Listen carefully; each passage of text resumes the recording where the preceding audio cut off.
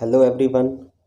आज की इस वीडियो में हम देखेंगे पॉलिटी के मोस्ट इम्पोर्टेंट एमसीक्यूज़ और ऐसी बहुत सारी वीडियोस आने वाले समय में आपके लिए मैं लेकर आता रहूँगा।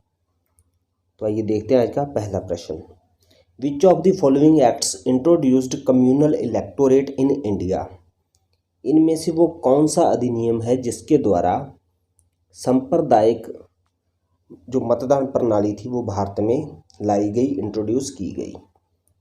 तो इसका आंसर है option C, Indian council act 1909 के द्वारा, और इसको बोला जाता है मार्ले मिंटो रिफॉर्म्स। इस एक्ट को, इसके द्वारा मुस्लिमों के लिए जो अलग से एक निर्वाचक मंडल था उसकी व्यवस्था की गई थी, इसलिए इसको हम कम्युनल इलेक्टोरेट की शुरुआत बोलते हैं। अगला प्रश्न है, by which of the following acts dyarchy was introduced at the centre? जो द्वैध शासन प्रणाली थी वो सेंटर में यानी कि केंद्र में किस एक्ट के द्वारा लाई गई? तो वो लाई गई थी option D, government of India act 1935 के द्वारा।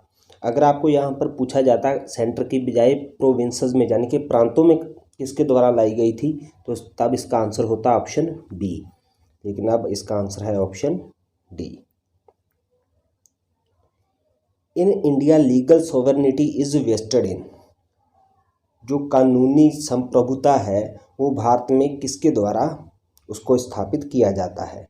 तो इसका आंसर है ऑप्शन सी, दी कॉन्स्टिट्यूशन। भारत के संविधान के द्वारा कानूनी जो संप्रभुता है उसको स्थापित किया जाता है।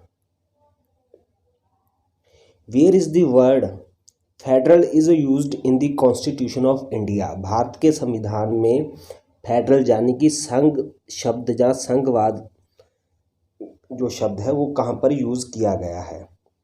ऑप्शंस हैं फंडामेंटल राइट्स में, फर्स्ट शेड्यूल में, प्रीएम्बल में, या कहीं भी नहीं। तो इसका आंसर है ऑप्शन डी, नोवेयर। कहीं पे भी फेडरल वर्ड को जो मेंशन है नहीं किया गया है हमारे कॉन्स्टिट्यूशन में। Who among of the following was the first minister of finance in the independent India? स्वतंत्र भारत में यानी कि स्वतंत्रता के बाद जो पहले हमारे वित्त मंत्री थे वो कौन थे? तो इसका सीधा सा आंसर है option D, RKS Chetty. Question is, what is the meaning of secular state that has declared by the constitution for India? जो हमारे संविधान के द्वारा भारत के लिए एक शब्द सेकुलर स्टेट यानी कि धर्मनिरपेक्ष या पंथ निरपेक्ष हम यूज़ करते हैं, उसका क्या अर्थ है? ऑप्शंस हैं A, religious worship is not allowed, कि किसी भी तरह की जो धार्मिक पूजा है उसकी अनुमति नहीं होगी, तो ऐसा बिल्कुल नहीं है, इसलिए ऑप्शन ए नहीं हो सकता। Option B, religions are patronized by the state, जो हमारे धर्म है उनको स्टेट के द्वारा, राज्य के द्वारा संरक्षण प्रदान किया जाएगा, ये भी इसका मतलब नहीं है। आगे है the state does not patronise any religion for the country, जो हमारा स्टेट है, हमारा राज्य है, वो किसी भी धर्म को संरक्षण प्रदान नहीं करेगा और किसी भी धर्म को राज्य का धर्म नहीं माना जाएगा, लेकिन सभी को अपने अपने धर्म को मानने की पूर्ण अनुमति होगी। तो इसका आंसर भी यही हो जाएगा, option C. What is the most essential feature of the parliamentary form of government? जो हमारे संसदीय प्रणाली की जो सरकार है उसका सबसे जो जरूरी जो उसकी विशेषता है, आवश्यक विशेषता, वो कौन सी है? Option A, supremacy of the parliament, कि पार्लियामेंट है जो संसद है वो सबसे ऊपर होगी, सर्वोच्च होगी। आगे है सुप्रीमेसी ऑफ द जुडिशियरी, जो न्यायपालिका है वो सबसे ऊपर होगी। आगे है रिटन कॉन्स्टिट्यूशन, जो हमारा संविधान है वो लिखित में होना चाहिए, लिखती संविधान होना चाहिए। लेकिन जब हम देखते हैं सुप्रीमेसी ऑफ द पार्लियामेंट की बात करें तो पार्लियामेंट फॉर्म की जो गवर्नमेंट है वो हमारे देश में भी है, लेकिन यहाँ पे पार्लियामेंट सुप्रीम नहीं है, इसलिए ये आंसर नहीं हो सकता। आगे है सुप्रीमेसी ऑफ द जुडिशियरी। अगर जुडिशियरी सुप्रीम हो, ऐसा भी नहीं है, क्योंकि पार्लियामेंट्री फॉर्म की जो गवर्नमेंट है वो यूके में भी है, लेकिन यूके में जुडिशियरी सुप्रीम नहीं है, इसलिए ये भी आंसर नहीं हो सकता। अगर रिटन कॉन्स्टिट्यूशन की बात करें तो यूके में तो रिटन कॉन्स्टिट्यूशन नहीं है, लेकिन फिर भी वहाँ पे पार्लियामेंट्री फॉर्म की गवर्नमेंट है, तो ये भी आंसर नहीं हो सकता। हमारे पास बचा option D, accountability of the executive to the legislature.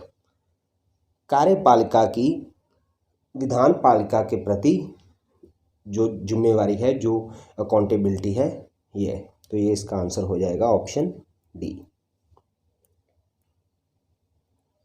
When did India become a complete sovereign democratic republic?